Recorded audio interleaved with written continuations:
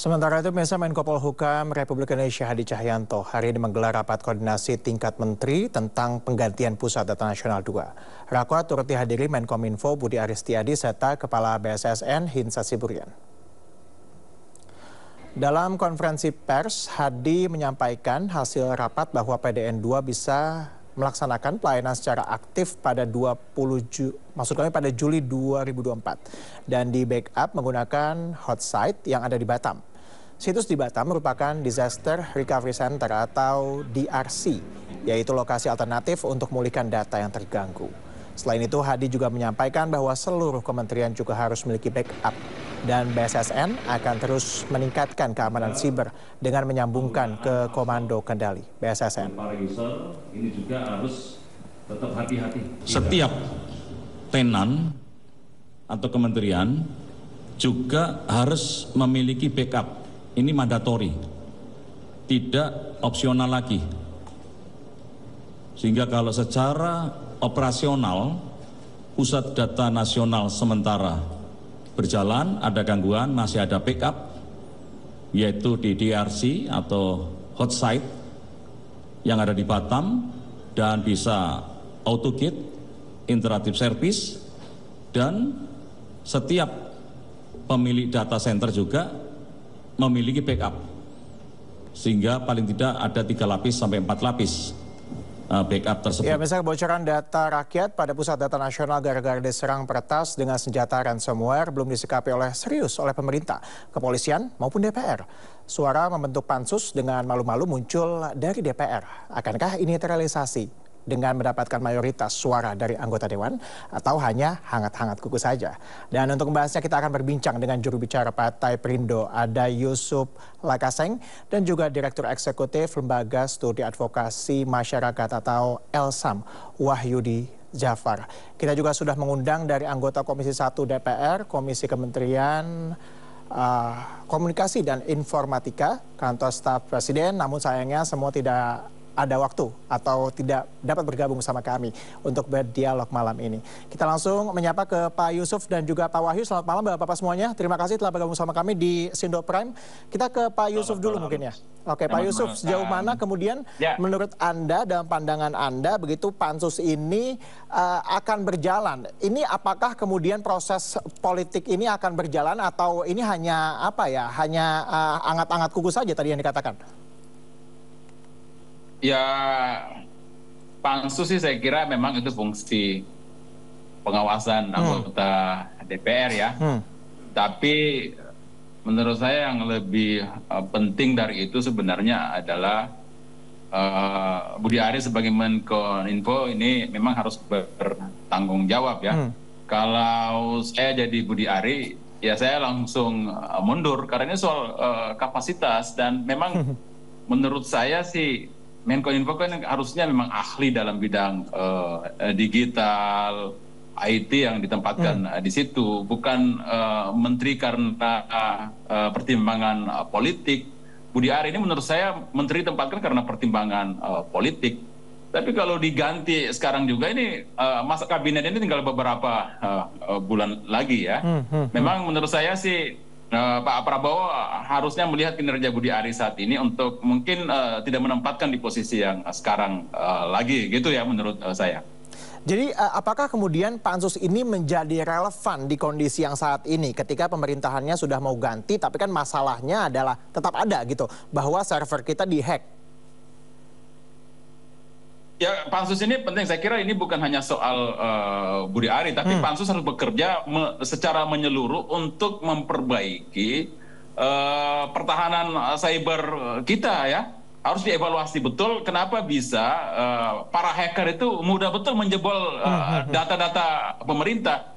Kan saya pernah lihat tuh di TikTok podcastnya para hacker-hacker itu. Menurut mereka kalau ada seorang hacker mau latihan untuk menghack data, yang paling mudah bagi mereka untuk bahan latihan adalah data pemerintah. Ini kan memprihatinkan sekali. Mestinya itu tidak terjadi karena ya ini kan kita sudah masuk ke zaman di mana semua kehidupan masuk ke dalam ekosistem digital. Dari proses peretasan ini saja ada 210 instansi yang terganggu baik pusat maupun daerah. Bayangin coba. Nah, pansus itu relevan menurut saya jika memang arahnya itu adalah mereview bagaimana pertahanan data nasional selama ini dibangun. Jadi bukan hanya cybernya dibangun, tapi keamanan datanya bagaimana dibangun, bagaimana dilindungi data itu. Itu penting untuk kedepannya betul-betul pertahanan cyber ini harus menjadi prioritas yang harus dipikirkan dan diantisipasi oleh negara kita. Karena dari peristiwa ini sesungguhnya kita bisa menyimpulkan bahwa negara kita tidak punya sense terhadap keamanan digital sama sekali.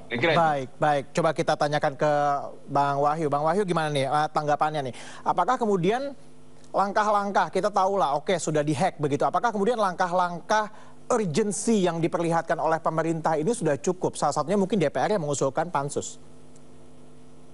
Ya, jadi sebenarnya kita punya problem ya yang cukup serius dan bahkan sangat serius terkait dengan bagaimana memastikan sistem keamanan data, terutama data-data yang dikelola oleh lembaga-lembaga pemerintah, ya, kementerian dan lembaga. Jadi ada banyak kasus yang terjadi dalam beberapa tahun terakhir yang melibatkan kementerian dan lembaga, serangan siber, ya, dalam berbagai bentuknya, baik peretasan, pengiriman malware termasuk ransomware, yang itu kemudian berdampak pada data breach ataupun kemudian pencurian terhadap data-data yang disimpan, yang dikelola di dalam sistem yang digunakan oleh pemerintah. Dan itu tidak pernah kemudian terselesaikan dengan tuntas dan akuntabel. Jadi kita tidak pernah tahu sebenarnya apa yang dilakukan oleh pemerintah ketika ada satu serangan terhadap satu sistem informasi pemerintah dan kemudian berdampak pada pencurian atau kebocoran data pribadi itu kan. Nah ini padahal pada bulan Oktober mendatang kita itu kan akan secara penuh menerapkan Undang-Undang Pelindungan Data Pribadi, Undang-Undang Nomor 22 tahun 2020, Undang-Undang Nomor 27 tahun 2022. Nah ini yang kemudian insiden yang terjadi terhadap Pusat Data Nasional sementara mestinya itu bisa diselesaikan secara tuntas, ya, termasuk kemudian ada satu proses yang menyeluruh audit untuk melihat sejauh mana implementasi dari target-target yang dirancang di dalam pengembangan sistem pemerintahan berbasis elektronik, ya, yang dimandatkan oleh Perpres 95 tahun 2018 gitu kan. Nah dari implementasi Perpres 95 2018 di mana kemudian dia juga sudah dilengkapi dengan sejumlah peraturan yang lain termasuk percepatannya melalui Perpres 82 tahun 2023 itu memperlihatkan bagaimana sektoralisme itu masih menjadi isu kunci dalam konteks pengembangan SPBE itu sendiri. Padahal tujuan akhir dari SPBE adalah integrasi dan juga interoperabilitas data pemerintah. Ada keterpaduan di situ. Tapi menjadi problem ketika dalam pengembangannya justru dilakukan secara sektoral. Ini yang kemudian menjadi persoalan. Apakah misalnya dalam konteks pembangunan data pusat data nasional, termasuk pusat data nasional sementara, BSSN sudah dilibatkan untuk memastikan asesmen keamanannya. Bagaimana penerapan dari seluruh standar keamanan sudah diatur oleh peraturan BSSN nomor 4 tahun 2021 misalnya itu kan. Ini kan membuka banyak pertanyaan dari publik itu kan. Dan ini akan sangat berpengaruh pada kepercayaan publik terhadap pemerintah yang tadi akan mengakselerasi proses transformasi digital layanan pemerintahan.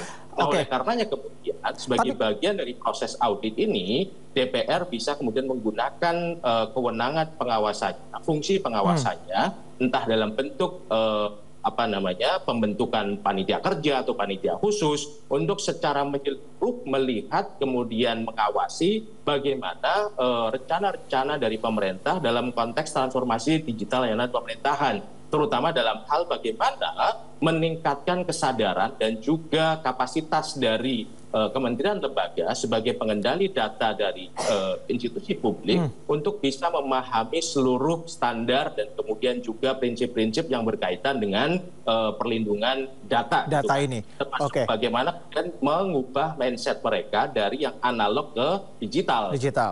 Bang Wahyu, tapi kemudian kita tahu bahwa kalau yang bisa saya tangkap bahwa kemudian pansus ini menjadi relevan ya ketika kemudian ini mau diadakan begitu untuk kemudian mengevaluasi apa saja kemudian yang harus kita lakukan untuk kemudian tidak terjadi lagi di masa depan. Nah, tapi apakah kemudian siapa saja kemudian yang harus didudukkan dalam perkara ini? Karena ketika kita tahu bahwa ini kan kompleks sekali. Tadi Anda katakan juga ada ego sektoral yang juga bermain sehingga kemudian kebocoran-kebocoran ini bisa terjadi. Ya, itu yang kemudian kita dorong agar Presiden itu mengambil tanggung jawab tertinggi dalam konteks satu tadi ya, mengaudit keseluruhan proses transformasi digital layanan pemerintahan, termasuk juga kemudian bagaimana memastikan keterpaduan antar satu kementerian dengan kementerian yang lain dalam hal implementasi dari SPBE ini gitu kan. Kenapa Presiden yang harus mengambil tanggung jawab tertinggi gitu kan? Pertama bahwa transformasi digital layanan pemerintahan yang dikembangkan melalui pengembangan sistem pemerintahan berbasis elektronik itu adalah salah satu komitmen politik Presiden gitu kan. Itu adalah salah satu visi politik dari Presiden, satu hal. Yang kedua, kalau kita ingat beberapa bulan yang lalu Presiden itu kan secara eksplisit meminta kepada Kominfo terutama untuk melakukan percepatan pemanfaatan pusat data nasional gitu kan. Sehingga kemudian muncul ide, sebelum infrastruktur PDN itu rampung, bisa menggunakan pusat data nasional sementara, gitu kan. Nah, ini yang kemudian mestinya ketika terjadi insiden, Presiden juga harus tampil dan kemudian memastikan bahwa proses audit itu dilakukan secara menyeluruh, termasuk bagaimana desain ke depan dalam pengembangannya, untuk memastikan keberlanjutan dari transformasi digital layanan pemerintahan, memastikan seluruh safeguard sistem keamanan itu diterapkan, gitu kan, sehingga kemudian sistem yang dikembangkan itu juga andal. Masyarakat juga kemudian percaya dengan bagaimana kementerian lembaga, bagaimana pemerintah itu memproses, mengelola data-data pribadi ya, terutama dari warga negara untuk kemudian digunakan sebagai basis dalam pemberian layanan publik. Itu satu hal. Dan hal yang lain adalah tadi bagaimana DPR memastikan fungsi pengawasannya agar kemudian hak-hak warga negara dalam kapasitas mereka sebagai subjek data itu juga terlindungi dari seluruh proses yang dilakukan oleh pemerintah gitu kan. Baik. Bang Wahyu, kita tahu bahwa memang kalau misalnya kita bicara mengenai data, adanya pusat data nasional ini memang semangatnya sangat baik lah ya. Semangatnya sangat baik bagaimana kemudian mengintegrasikan data dari berbagai kementerian agar kemudian lebih komprehensif lah untuk pemerintah sendiri memiliki data. Tapi kan dalam kenyataannya kita tahu bahwa ini bukan kasus pertama, begitu data kita bocor. Ini bukan hacker lah, data kita bocor. KTP bocor, BPJS bocor, segala macam lah data kita udah bocor. Nah, tapi apakah kemudian semangat itu tuh berini nggak ya? Tarik lurus apa satu garis nggak sih dengan adanya kompetensi yang kita miliki? Ya, integrasi itu memang penting dalam hal memastikan efektivitas dan efisiensi dalam konteks layanan. Itu satu hal gitu kan. Tetapi bagaimana tadi safeguard dan sistem pengamanan itu disiapkan dalam integrasi tersebut gitu kan. Termasuk bagaimana penerapan langkah-langkah teknis dan operasional berkaitan dengan upaya untuk mengamankan data itu. Misalnya salah satunya adalah dalam hal klasifikasi data gitu kan. Bagaimana kemudian misalnya hari ini pemerintah sudah memiliki peraturan Presiden nomor 82 tahun 2022 tentang perlindungan infrastruktur informasi vital gitu kan. Di situ ada klasifikasi informasi seperti apa saja sih yang masuk dalam kualifikasi sebagai critical information infrastructure. Tapi itu belum detail, itu masih sangat general, itu satu hal. Yang berikutnya adalah klasifikasi data pemerintah itu juga belum jelas. Apakah semua data itu masuk kualifikasi strategis, apakah semua data masuk kualifikasi rahasia, ataukah seperti apa? Sangat tergantung sebenarnya pada risiko masing-masing. Nah, karena belum ada klasifikasi-klasifikasi itu, akibatnya kemudian semua data itu di-pool dalam satu tempat tanpa ada kejelasan bagaimana penanganan berdasarkan pada risikonya masing-masing gitu kan. Mestinya ketika ada satu proses yang mencoba menyatukan sehingga kemudian memastikan ada interoperabilitas antar data pemerintah, itu tidak kemudian di-pool dalam satu tempat dengan satu sistem keamanan yang sama, sehingga kemudian ketika satu terintrusi ya, ransomware misalnya, maka semuanya hilang. itu satu soal gitu kan. Nah, dalam hal yang lain adalah selain kita melakukan pengembangan dalam konteks inovasi teknologinya gitu kan, yang penting juga adalah bagaimana melakukan peningkatan kapasitas yang terus-menerus terhadap sumber daya manusia di kementerian lembaga maupun juga yang nanti secara langsung terlibat di dalam pengelolaan sistem informasi ini. Jangan kemudian menggunakan satu teknologi yang dia sudah sangat maju, tetapi kemudian masih menggunakan pendekatan-pendekatan atau mindset yang sifatnya konvensional atau analog gitu. Ini yang kemudian akan berakibat pada terjadinya kegagalan dalam hal sistem pengamanan dan sebagainya. Karena dalam banyak kasus insiden keamanan siber, faktor utamanya salah satunya adalah human error gitu kan. Artinya ada kesalahan pada manusianya, bukan pada sistemnya sebenarnya. Baik. Lalu kemudian langkah apa yang harusnya kita ambil? Karena kita tahu bahwa oke lah data kita sudah dihack begitu. Tapi kan harus ada perbaikan-perbaikan dan evaluasi itu yang menjadi lain hal. Itu yang akan kita tanyakan ke Pak Yusuf, tapi kita jeda dulu sejenak. Ya, masih bersama kami ada juru bicara Partai Perindo, ada Yusuf Lakaseng dan juga Direktur Eksekutif Lembaga Studi dan Advokasi Masyarakat atau LSAM, Wahyudi Jafara. Ya, kita ke Pak Yusuf lagi. Pak Yusuf, tadi kan terakhir pertanyaannya adalah kita menyoroti kemudian pansus yang harusnya meminta pertanggungjawaban kepada Menkominfo. Nah, selain Menkominfo, siapa saja kemudian yang nampaknya harus bertanggung jawab nih atas serangan kepada data nasional ini?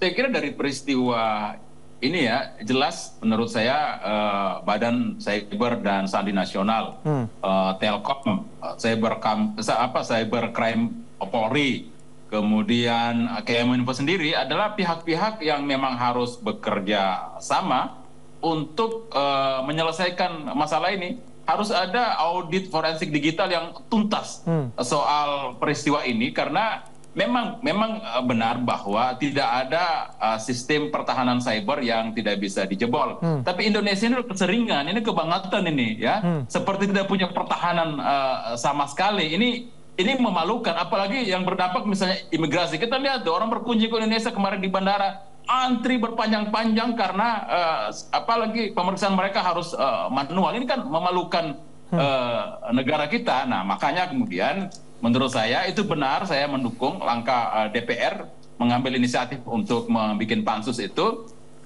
Saya berharap pansusnya betul-betul bekerja tuntas, melakukan audit secara keseluruhan soal pertahanan cyber kita, agar kemudian ada rekomendasi yang juga komprehensif soal pembangunan pertahanan cyber ke depannya, agar peristiwa-peristiwa seperti ini tidak terulang lagi, karena ini sangat memalukan.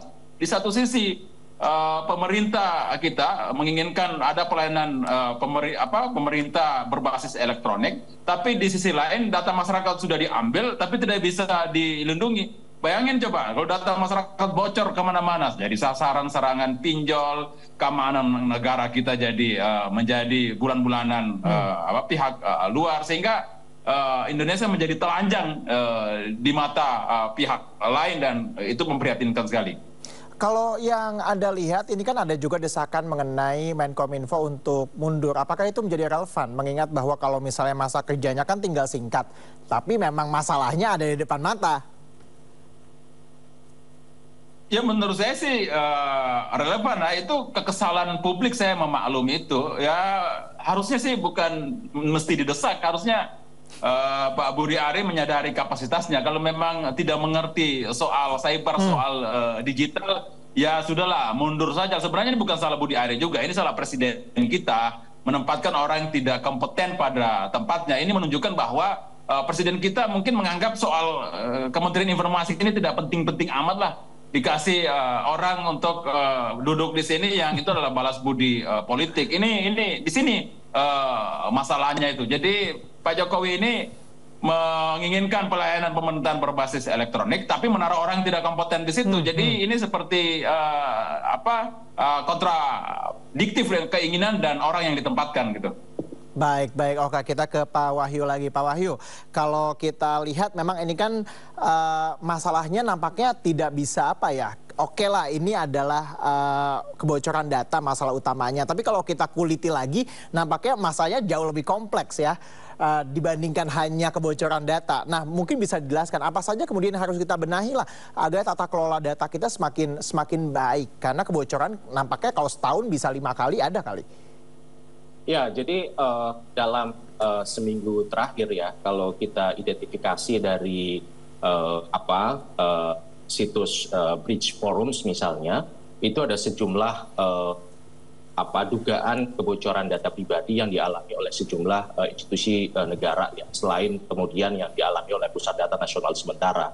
Ada yang melibatkan Ditjen Perhubungan Udara Kementerian Perhubungan, ada yang melibatkan BAIS TNI, ada yang melibatkan Inavis yang dikelola oleh Polri, ada yang melibatkan BPJS Ketenagakerjaan, kemudian pemerintah Kota Denpasar, lalu kemudian juga pemerintah Kota Semarang gitu kan. Dan itu terjadi dalam satu rentang waktu yang cukup pendek sebenarnya itu kan. Berarti kan ini ada yang keliru dalam konteks desain bagaimana institusi publik ya, kementerian lembaga dan juga pemerintah daerah di dalam menyiapkan desain dan juga standar keamanan yang terkait dengan sistem informasi yang mereka kembangkan gitu kan. Nah ini yang kemudian mestinya tadi butuh proses penelaahan, proses audit untuk kemudian mencari apa penyebab dari itu semua gitu kan.